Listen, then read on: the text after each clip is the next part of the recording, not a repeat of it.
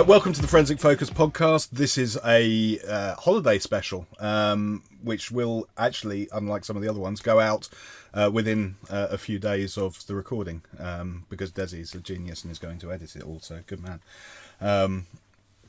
You can tell that I'm completely unprepared for our new recording platform because I have a photographic screen behind me instead of tidying my study, which I haven't had time to do.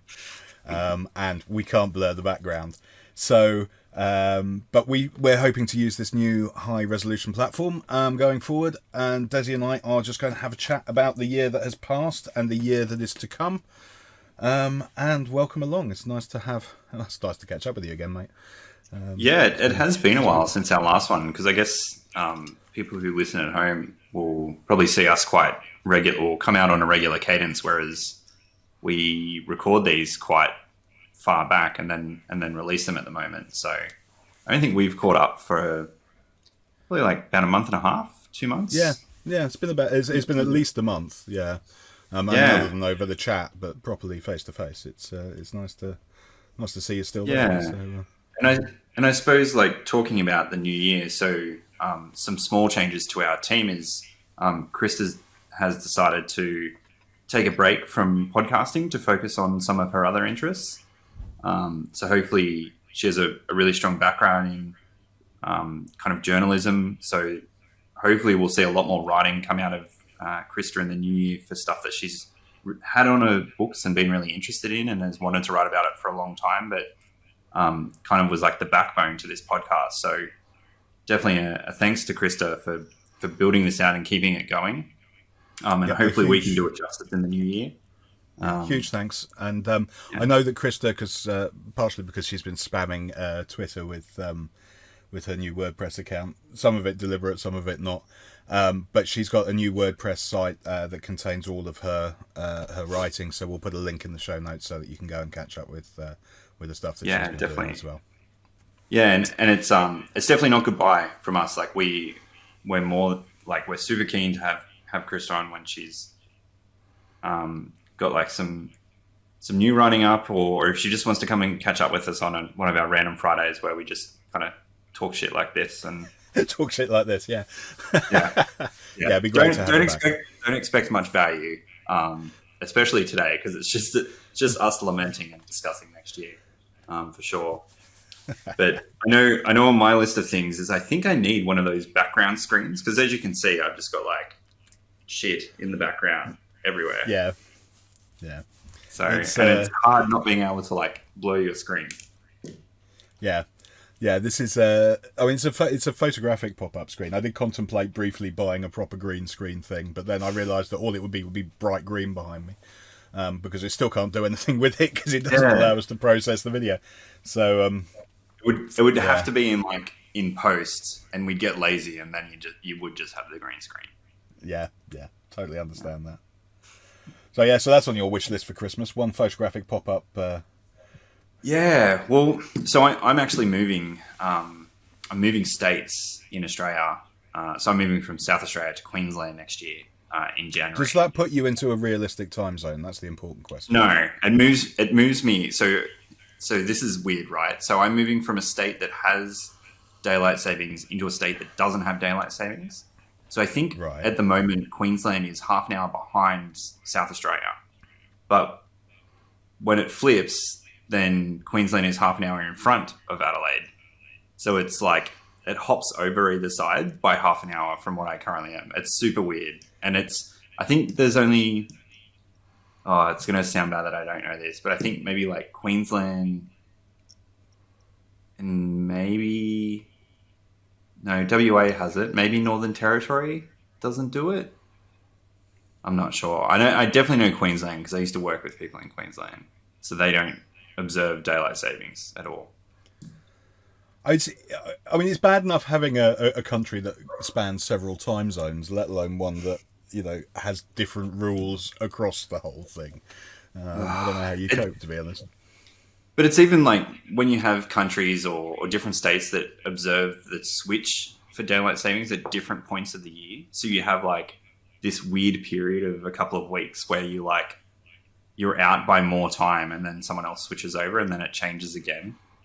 That's always strange. Because I think we do it with UK. Oh, you're synchronised with us. My parents live in the Falkland Islands, so Mhm. obviously the other side of the world to you, possibly directly actually, but also the opposite side of the world to me, straight down. But we switch at some point in the year. It changes from a 3 hour time difference to a 5 hour time difference to a 4 hour time difference within about Mm. 3 weeks, I think. Yeah. And so yeah, it gets quite confusing.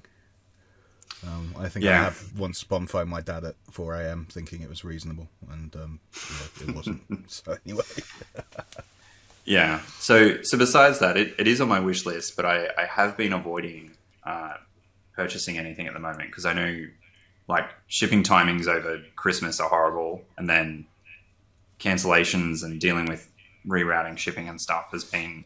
I've had to do it for a few things that I bought that there's been delays due to the pandemic, and this it still hasn't been like manufactured or ready to ship, and I've had to like yeah, contact them and just send everything to my parents' place because I don't have a new address. That's going to be like a permanent postage address when I move to Queensland yet. So that's been a fun exercise of going through my emails and figuring out stuff that I've randomly bought that is potentially still going to rock that up has here. yet to arrive. Yeah, someone will get like some box of just like microprocessors rock up, and they'll be like, "I didn't order this," and it'll just be random of someone who hasn't forwarded their mail. Yeah, I was checking up on some Kickstarters that I funded uh, ago, and I can say one of them I think finished in 2018 and is due to deliver sometime soon, and the other Yeah, one was 2019, 2020, and they're all supposed to be shipping imminently. But yeah, it was a bit of a look on the thing. It's like when did I actually pay for these, and yeah, when the hell are they actually going to turn up? Am I going to have them for Christmas, kind of things? And the answer is no, I'm not. But no, there you yeah. go. Christmas 2025 maybe. That's Yeah, one of yeah, yeah. yeah. So I guess That'll be like fun. looking back on the year, I guess I posted a few topics that I tried to pre-plan. Yeah, no, that's fair. That's fair. But thinking about the podcast, I guess like what was a highlight for you in this last? Well, I guess it's been less than 12 months for us, right? Like we joined It in has. It has. I April. mean, the podcast has been an amazing opportunity, and thanks to Jamie and Krista for Mm, bringing us in to do this. It's been great fun, and I have thoroughly enjoyed doing it. And I have to say, I think the highlight for me was probably the episode of you and me being left unsupervised. I think that went really well. It's one of the ones I've actually listened back to. I tend not to listen back. I'm terrible for this. I know theoretically I should, and it should improve my public speaking, but all I hear is all of the things that I wish I hadn't said, and I'm way too critical of it. So I tend not to listen back. But I did listen back to that, and I did listen back to the one the other day where you put in that beautiful interjection of, yeah, what I said was complete rubbish, and the actual person who said this was, I think that was the one because like I was doing the editing for Hours for a little while there, and we now have our awesome producer Zoe who's going to be doing all that for us, and helping us book stuff in as well. So thanks Zoe for that. yeah, Um, thank you, sorry. there was that one where I did the interjection for you. I remember editing that, and I think it was just like a rough fortnight that all of us had.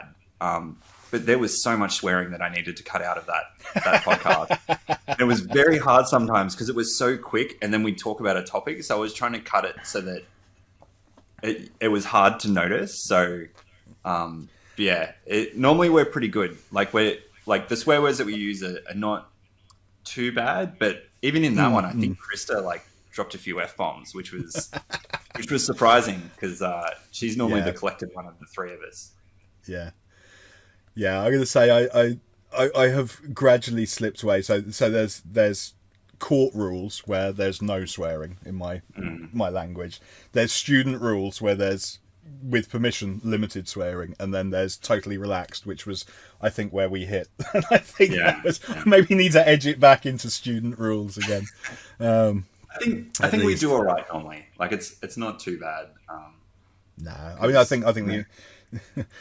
they're usually expressions of frustration or things. They're never directed at anyone, and that's always for me the important factor. Is that my so when I was at school, my English teacher, a guy called Solly, Dr. Solly, he had a degree from Cambridge in Shakespearean literature, doctorate from Cambridge in Shakespearean literature.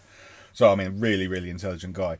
But he was ex-merchant navy, so his opinion was basically that every word is a good word, and he was quite creative in his application of them.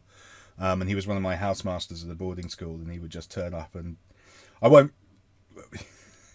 yeah, I mean, it's, he'd just walk in and go, what the bloody hell is going on in here? And various other epithets and associated things. So, yeah. My language skills from GCSE onwards were developed by that man, so I'm not in the best place, I guess. My Shakespeare sucks though, so some things stuck, other things didn't. You just get tortured by Shakespeare in school, and no one really likes it. Yeah, my daughter just got told that she's doing Hamlet for her A levels, so I did Romeo and Juliet, which everyone seems to do, and Taming of the Shrew are the two. Yeah, everyone does Romeo and Juliet. I did that, and Macbeth and Julius Caesar. Okay. And I like Macbeth. I actually like Macbeth. I think it's a great play. Julius Caesar, not so much. I'll be honest. I think, so going back to the podcast, I think my favorite was probably the first one that we did. So with the three of us, I think just because it was something new and exciting, and the three of us hadn't really spoken before that point either. We kind of just decided to jump on and wing it. Yeah. And it turned out like I definitely think we're improving, or I'd like to think that we are. But it was pretty good for our first one, I thought. And that again goes back to, I think, Chris's planning and kind of being the glue that held us together right at the start. I think if it hadn't, and again, all credit to Krista. I think if we hadn't had her to introduce us into the ways of doing this and structure those early conversations, it would have been very, very, very different and very much more challenging. She's going to be missed. Definitely going to be missed. So yeah. So, what you're looking forward to for the podcast for next year? What are we doing? So I'm really looking forward and hoping to make this happen. Get Alex Tilley on again. He did mention to us that he wants to jump on, and he's got a few ideas for some other topics, and particularly around logging. There's a few other people that I have in mind to jump on and do our first kind of non-sponsored panel of a discussion with people, which would be really cool. And also, I just hope we continue to grow, and there's definitely a few people that are kind of my idols in the industry. It's always a challenge though. Like for me, coming from the instant response side of the house is kind of getting that forensics or e-discovery or e-crime focus for the podcast, because I definitely want to keep it focused on what people are coming to this podcast for. Which I guess is the challenge that you and I face all the time when people are like, hey, do you want so-and-so to come onto the podcast? And you're like, well, what's your narrative, and how does it fit in with what we cover at Forensic Focus? Because there's thousands of podcasts out there about cyber, but it's kind of like, which niche are you in and what are you sticking to? For us is what we got to hit. Yeah. But what about yourself? What are you looking forward to in 2023? Well, a couple of things. I mean, that opening up those panels for non-sponsored discussion, I think, is going to be a really exciting thing that we can do, and getting some more people on. I'd like to, at risk, do some perhaps live broadcasts and go live to a studio audience and get some interaction with people going on. I think that would be fun. Yeah, that'd be cool. I've bought a little portable, reasonably high quality digital recorder, because we're attending conferences, and actually I quite like to do some effectively outside broadcast stuff. I think that would be quite fun, and grab people off the floor and ask them random questions and see where they're coming from. And in terms of guests, I've convinced. I've had a conversation with Dr. Sarah Morris, who has at various times in her career done things like forensically examine a washing machine and a garage door. So cool. her skill set is wide and varied, and she's agreed to come on and have a chat with us. So Nice. that That sounds really fun. interesting. Like the whole Internet of Things forensics, like where it's a lot of it's still just like microprocessors that are connected to the internet with not much storage, but kind of what can you get out of it and where's the data going, particularly because most of the storage are being cloud. I won't preempt too much, but the garage door in the conversation I had with her has an astonishingly large amount of storage for something that is a garage door. It was like, this is ridiculous. I mean, where else are you going to put your NAS but in a roller door? That's perfect. You're gonna want to park your car and stream movies straight away as soon as you're home. Like, I can see the market appeal. Like, imagine you have like a whole bunch of kids that you don't like spending time with, and you get home from work, you park your car, and you're like, oh, I just don't want to go inside. But that's okay because your NAS is in your roller door. NAS is in the roller door. Stream it straight to your car, like a drive-in movie, but yeah. It's a niche market, but I mean that's. But it's a market,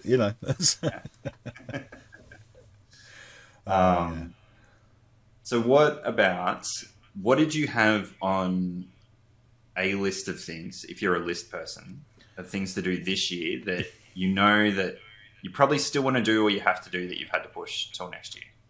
Oh, so many things. Do you know, on the personal side, I got given a camera last year for Christmas, and it's a 4x5, so it's, I don't know how much of the screen you can see of me, because it's I can see of myself. It's different to what I suspect is being recorded. But 4x5, that's 4 inches by 5 inches. That's the photographic negative at the back. So the camera is a box camera on a tripod. It's made by a company called Intrepid. If you're interested, I'll put the link in the show notes, or I'll give them to somebody to put into the show notes anyway. And and I've wanted that. I've got that, and I've got it all. And I got it for last Christmas, and I haven't taken a single photograph with it since last Christmas. So I think I'm going to have to push that into next year, because I'm not sure I'm going to get time before this Christmas to do it. I might just force myself to go out and take one so that I could say that I've done it. That's it. Before this Christmas. Yeah, just need to start. Otherwise, I'm not sure. I really need to tidy up my office. I need to rearrange. I need to. There's that perennial. I have way too much stuff, and I've collected huge amounts of stuff and huge amounts of data storage media over the years from forensic cases and things like this. And I just need to, go through and either throw out old wiped discs or put them into some sort of cycle or do something with them, because it's just building up. I literally have, the reason this is up is because there's piles of things behind me that I need to sort out, and but again, it's gonna have to go to 2023 because I haven't got time this year.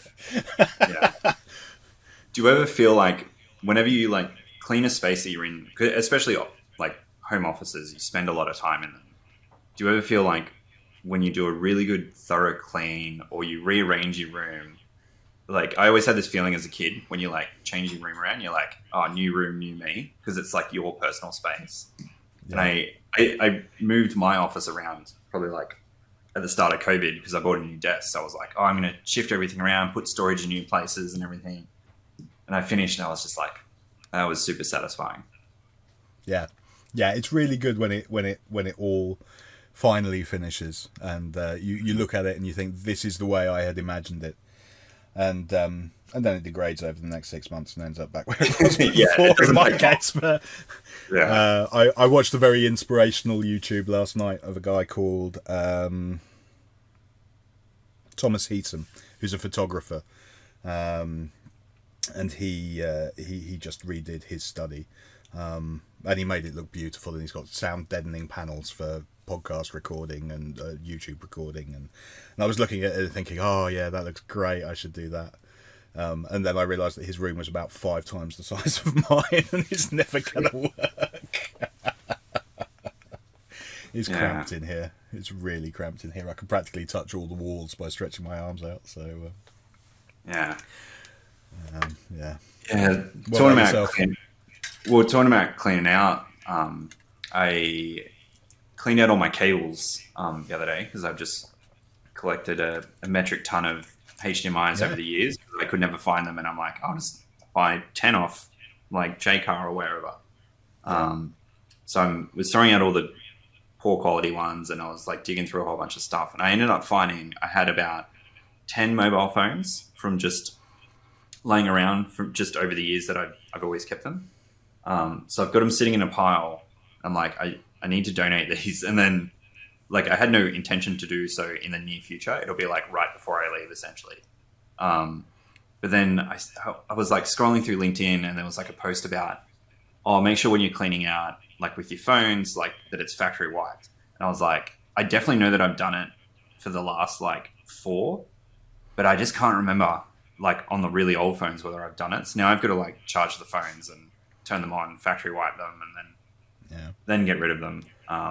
Just because like, I guess like we put so much on our phones now, and particularly those old ones, that the encryption's nowhere near as good as they would be today. So it's just a matter of going through and checking it all, which is just another hassle that I've added to my list.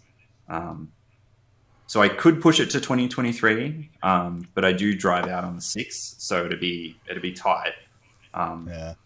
Or they just move with me, and I do it in Queensland. So. Have you seen there was a guy who messed with Google Maps traffic by basically, what he did is he put a bunch of cell phones into a car. Yeah, and then dragged it down the street. Yeah. You should do that. Just take them for a walk and mess up the traffic. I don't know whether Adelaide has enough traffic that 10 phones would make a difference. I think I need a few more to create some kind of traffic jam.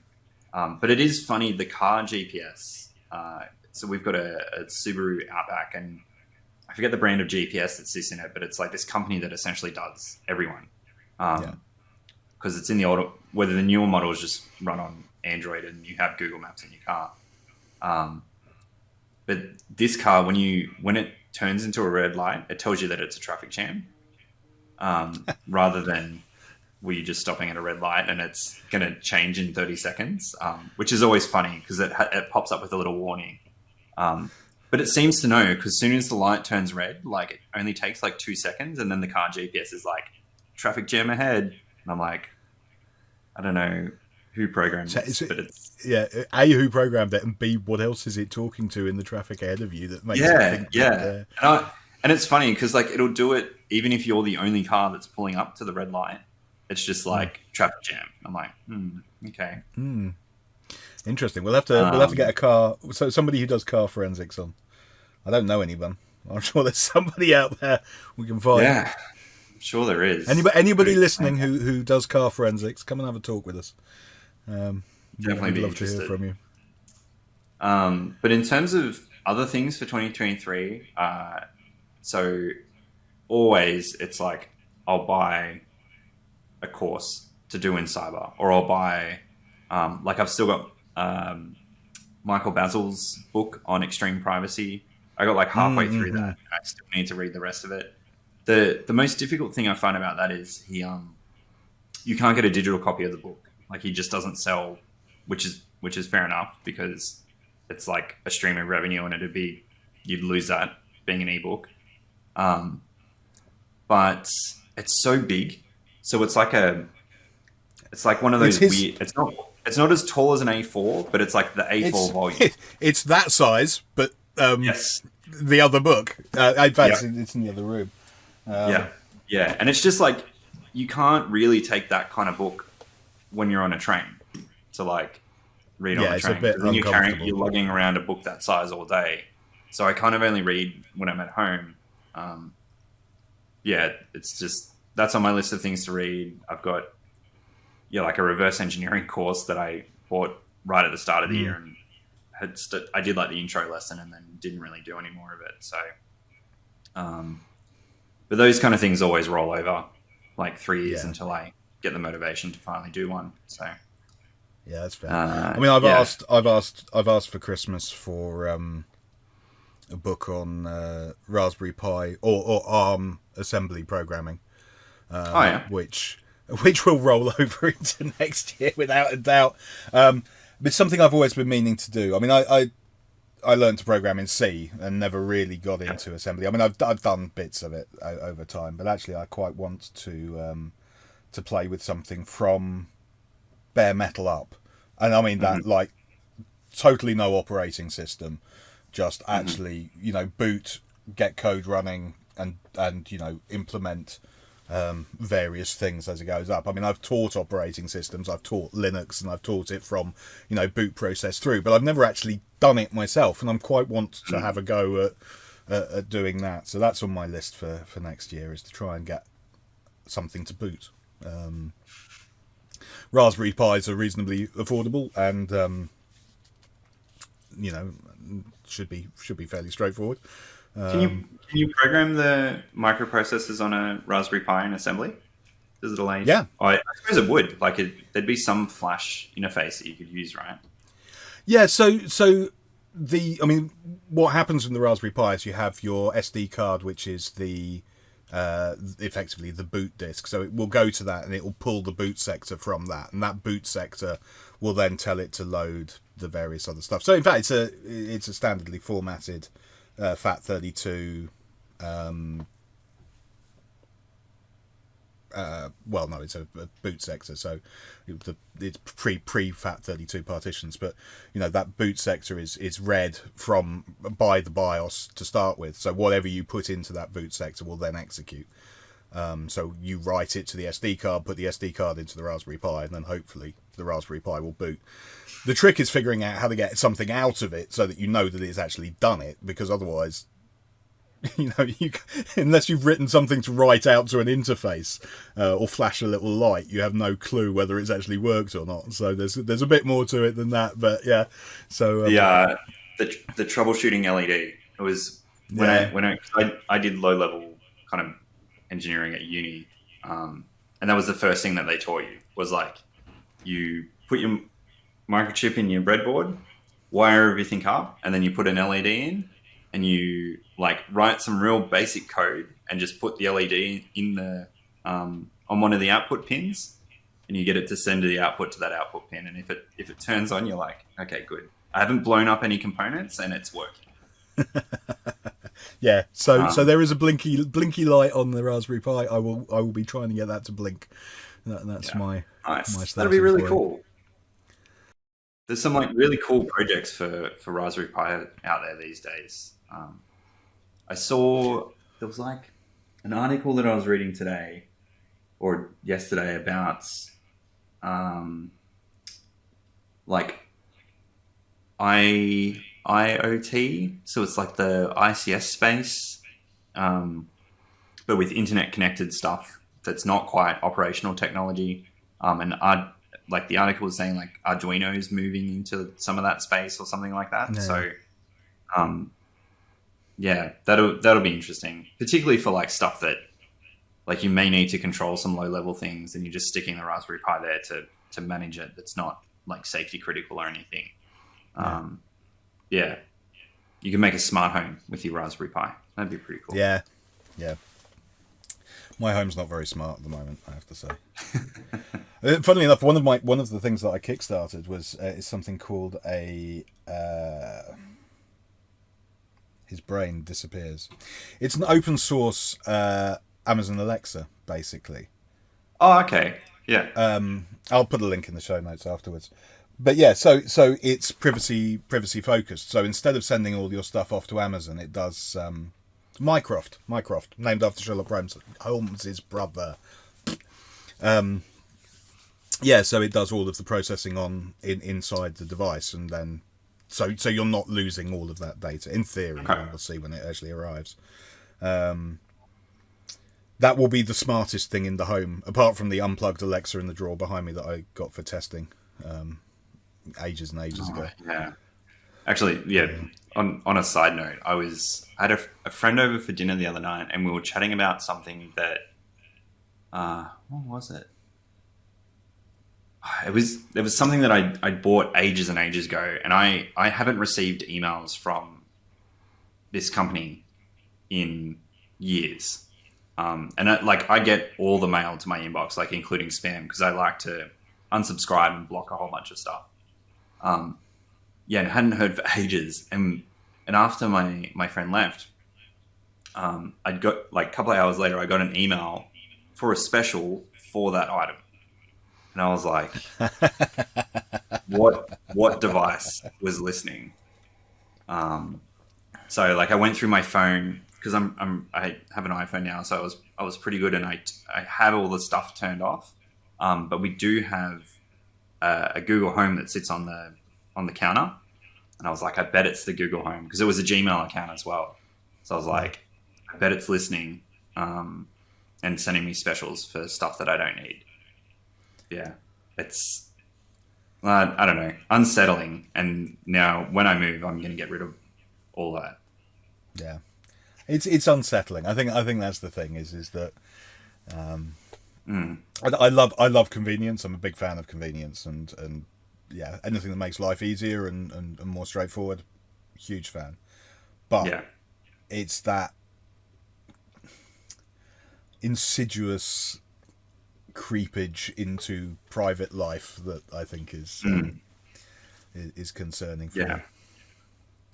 Yeah. It's that being eavesdropped on when you're not expecting it, and then not knowing what the extent when they're just like, oh, it's personalized ads and all that kind of thing. But then what else are they really doing with that data? Yeah, Um, yeah, yeah, absolutely. it's worrying, which I find ironic with the US trying to ban TikTok at the moment. Because I'm like every other American company scrapes data. So Yeah, it's just because it's a Chinese company and they don't want to lose all of that yeah, opportunity to make money. yeah. Yeah, that just won't work anyway. We'll see. No, no. So. Um, so what are you excited for in 2023? Like not podcast stuff. Like maybe it's a work thing that's coming up, or take a holiday somewhere. Well, holiday, that'd be nice.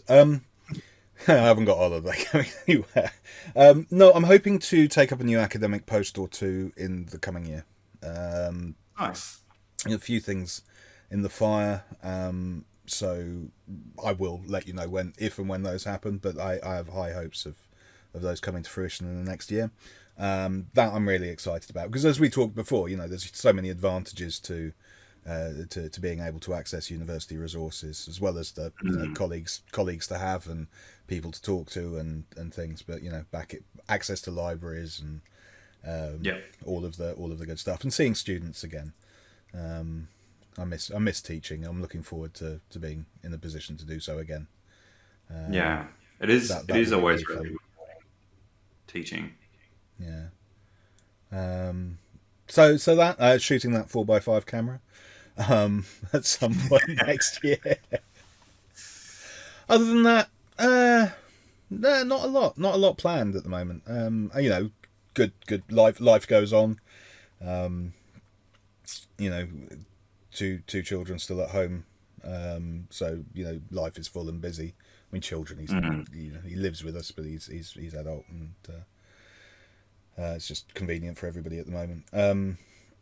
So like that, and I'm really looking forward to just getting another good year done. I mean, this year's been good to us, I think. mm. All in all. So yeah, like that. What about yourself? Um. So I Apart like from I've started my own. moving to Adelaide, moving Yeah. somewhere else. Yeah. Moving. Yeah, moving. And definitely part of that. So there's like a good cyber community down here. It's only small, but I've got some really good friends in Brisbane that I've worked with before. So I'm keen. I've already hit them up, and I'm keen to get involved in the community up in Brisbane, and especially the more technical side of the community. So there's always like B-sides, which is the technical conference. One of the ones that they run in Canberra. So that's not until September next year. So that'll be a lot of fun. What else? I started writing my own blog recently. So I've been trying to commit myself to write something every fortnight at least and post that out. So a lot of it again is just me talking crap or like a random shower thought that I've had through the week and kind of wanted to write something about it. So not always necessarily like cyber focused. Yeah, just doing more of that stuff, getting settled. Yeah, I think that's about it. Like, I think this was the first year since, for me at least, since the pandemic started, where it felt like we had a year. Where I can look back and go, like, I remember where I was in January and then the 11 months after that. Whereas the previous 2 years, you were kind of just like, it was this blur of, I lost time and I don't know where everything went, which was hard, I think. Hard for everyone, but yeah, it's weird when you lose that time. It hasn't quite kicked in for me yet. I still, for this year, I still struggle. Throughout this year, I've still struggled where it's been something happened in January or something happened in spring. And I don't know whether it was spring this year, spring last year, or spring the year before. And it's kind of like, I'm hoping next year we'll re-straighten that again. But I'm not quite where you are yet. It has been more normal, but I've still, historical events are still not a clear timeline for me. Yeah. I think for Australia especially, and it's so, like, everyone has such different experiences. Because, like I've got, like, friends from China, and for them, like, they're still getting severe lockdowns and they've had their protests recently. Whereas Australia did that really early on, and like Melbourne was really locked down for ages, but then it kind of just finished. And especially in SA, like we had a few small lockdowns, but they weren't like anywhere else in the world where it was just really bad. But then because they locked down the borders so quickly and had like a good containment procedure, the pandemic around the rest of the world was like getting really bad with the really bad strains of COVID. Whereas Australia was kind of like, we've got bad numbers, but the deaths aren't that high. So, and then there kind of just became this balance of, all right, well, we've got all these restrictions where you can only have 50% of the people in the workplace, but you can still go to the shops with a mask on. So it was like this, we kind of reached this balance for a long time. And that was in 2021. And finally now, like, it's just accepted. And it's when you get on planes now, you notice it a lot because they're like, masks aren't mandatory anymore, but please respect everyone's choice of what they want to do. And it's accepted. Like, you don't always shake hands with people anymore. Like, that's not a given. Because I think for us, it's become a social norm that some people just aren't comfortable still to kind of shake hands because of it. Because like, I still know people that get COVID and they have like a week off work and have to stay at home and kind of isolate from their family and stuff. But it's definitely, it's just like an accepted thing now. People are just like, okay, cool. Yeah. Yeah, my brother-in-law had it last week, actually. Yeah. So yeah, one of my colleagues had it, and it was super weird. They were just like, "Oh yeah, I just had COVID," and it seems like, I don't know, the fear and uncertainty of it now. It just feels like someone's just like, "Oh, I just had a cold," but I think the good thing out of it now is like you probably would have noticed it in workplaces before the pandemic, but when people are sick and they still turn up to work and they're like coughing everywhere and you're just like, just go home. Like, don't get everyone else sick. Whereas now, like, people that don't have COVID but have a cold will stay home. Like, it's just, I think people are more respectful of others and not getting them sick, which is a good thing. Yeah, definitely. Yeah, I think, I think the fact that everybody had to adjust to this concept of working from home during the lockdowns and stuff now means that okay, they'll still expect you to work, but at least they don't expect you to work from an office while you're spreading germs. So the idea of sick leave is still a little bit alien. That you should take time off and recover and get your health back. But the Yeah. expectation of being there, while you should be while you're at death's door and while you should be in bed, and actually turning up somewhere is no longer the requirement. And so yeah, unless you work for Twitter, in which case, that's a different kettle of fish, Do they isn't even have it? it? Do they even have a job anymore? Or is it just sales and Elon Musk? Yeah, I think that may well be it. It's I'm impressed how long it's kept going. Actually, I thought it was going to fall over sooner than that. I must admit. Yeah. Who knows? Be Who interesting to knows? see what other drama comes out of next year, because it seems like it's always an interesting news story. There is no. I keep getting surprised what comes up. I didn't think more was possible until yesterday when in Germany they arrested a bunch of people for attempting to overthrow the state or for plotting to overthrow the state. They didn't actually get around to attempting to do it, and to install some tenuous prince as the new head of state. So yeah, that was not on my bingo card for this year of things I was expecting to happen. So yeah, we'll see some more major security breaches next year. That's always a given. Some more Chrome Probably 0 days. I feel like I'm updating Chrome like every second day at the moment, yeah. Um, just one after the other. Maybe I just need to switch browsers. just cut the internet off. It's by far the best option. Safest and most secure. Oh, I'm getting new broadband in a couple of weeks actually. It's Oh, going from we're on 40 meg at the moment, and I'll be getting gigabit at the end of this month. So on the 19th. So I'm gigabit jealous. internet Jealous. connection. Yeah, I can't wait. This is gonna be fantastic. It'll be just in time for streaming all that stuff at Christmas. Yeah.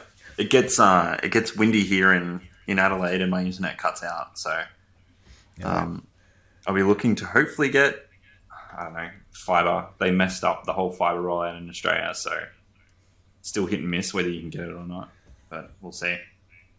We'll see. Fingers crossed. Um, I guess what's your? We'll probably. I guess we'll make this the last one. But what are your hopes and dreams for the podcast in 2023 and beyond? So I know probably offline we've had a lot of chats, but I guess where do you want to see it go? I think what I'd like to see is it to continue as the regular thing that it has been. I think you and I have both discussed that we'd like to. We enjoy doing this, and therefore, the informal discussions of things. And yeah, today it doesn't have a technical topic, but the informal discussions of technical topics or pertinent things, as opposed to sponsored content and sponsored interviews, I think is good. I'd really like to continue that on a regular basis. I'm really looking forward to talking to some great people, and I'm looking forward to moving into potentially into more interactive events. Either if we do a sort of an online conference or something we've talked about previously, or Yeah.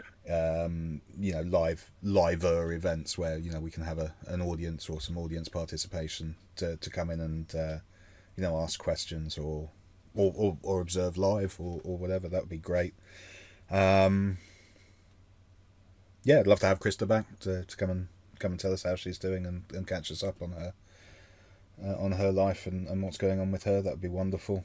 And getting back people who we've talked to who have been good friends. That would be wonderful. I'm really excited for next year and going forward. We're certainly in it for the long run. I believe the standard is if you do more than 8, you have a podcast. Anything up to 8 episodes, and you haven't done it properly yet. 8 or more, and you actually have a podcast. Yeah. Well, I think we've both done 8, but have we done 8 of these? I'm not even sure. No, I don't think we have. I think we've probably done about five actually Mm. now. Okay. Um, But yeah, yeah, and I think you're right. Like, I think once we get settled in the new year, um, yeah, like the more regular ones, and once we find our cadence and figure out whether we can do the live platform to have people, or even if we just had like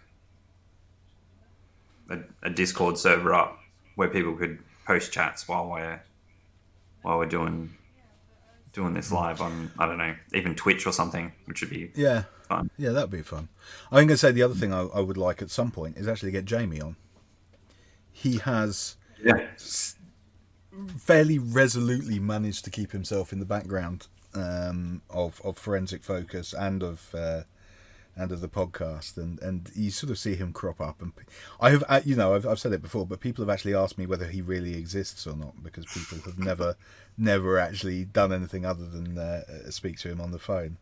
yeah. Um, For all the so listeners at home, it's just Cy in a wig. That's Jamie. Jamie has the same amount of hair as I do. I, having been one of the people who has actually met him, I can assure you he has the same amount of hair as I do. So I'd love to get him on, and actually, it would be great to talk to him about the origins and the background to Forensic Focus, because he set this up, and this is a community that's now been going for tens of years, or decades, as other people like to call them.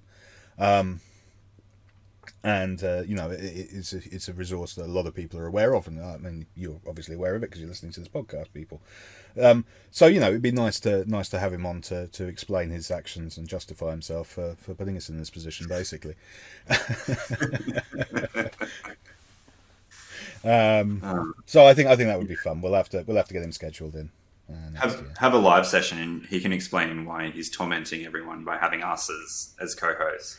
Yeah, that's it. He can Um, answer the questions. Yeah. yeah, yeah. Um, I think the other thing that we discussed offline, and I had forgotten about it until just now, but one of our community members on LinkedIn was part of a game development. So I'll post the link in the show notes as well for that, because you can get it on Steam. But I think we were talking about Oh yeah. That was it. I remember this. what prompted my mind was Twitch, because Yeah. we're gonna have a go of playing it, because it's like a cyber analyst focusing. So not only can you now have a good screen, bad screen for your work and your gaming, but you can actually do work as an analyst and then go to your good screen and do more work as an analyst, um, which is the fun part. So that'll be cool. I'll probably tee that up for maybe next year, and we'll do like 3 or 4 weeks in a row. Let's do a gaming episode as well, because this isn't the first, for want of a better word, hacking game or security focused game. Let's talk about, because there's other. I'm trying to remember what it was called. I remember playing one years ago. So I was chatting to a guy today who I work with. He used to work for Electronic Arts, I think in the security space, but yeah, maybe talking to someone about forensics on like from a gaming industry would be really cool. I mean, it's interesting. I did have a request once. I didn't get the case, but somebody asked me to quote on it. Was that the guy wanted to use the fact that he was busy playing FIFA at the time on his PS whatever number it was, and thus he couldn't have been committing the robbery that was somewhere else because he was busy playing FIFA. Could we please show that he was logged in and playing FIFA at this point in time? I think I sent back a response something along the lines of maybe, but maybe we could show it was being played, but we sure as hell wouldn't be able to show it was him playing it. Yeah, But it was. But unfortunately, I never got round to actually doing it. So yeah, I mean, forensics of games could be a fascinating conversation. Yeah. you know why you couldn't have proved it, because there's less storage on a PlayStation than there is in a roller door. So Yeah, that's the one. yeah, Yeah, so a gaming episode. Right, we'll put that in the spreadsheet for future scheduling. I look forward to that one. yeah, definitely. I think that would be cool. I think that'd be another good idea for like or if there's a really interesting individual story, but even maybe a panel of people who have worked to share stories with it would be really cool. But yeah, there's definitely a lot of cool ideas that like both of us have, and even Jamie and all that in the background have got some really cool ideas. So pull it all together and make some really cool content next year, Yeah. which is Yeah. looking forward to it. Yeah. It's going to be good fun. Really good fun. Cool. All right. Well, do you want to take us out? All right. I'll take us out. Ah, thank you very much for coming and listening to us. We hope that you've enjoyed this year. We hope that you'll come and join us again next year for some of the things that we've talked about and we've got planned. The only thing I think left to say is we wish all of you the very best of the holiday period, whatever your religious denominations or beliefs. Love to you and your family. Take care, keep well, avoid COVID, and have a great time. Be nice to each other, be nice to everyone else, and we'll talk to you in the new year. Yeah. Stay safe, everyone. Don't drink and drive. Come back in the new year. Come back in the new year.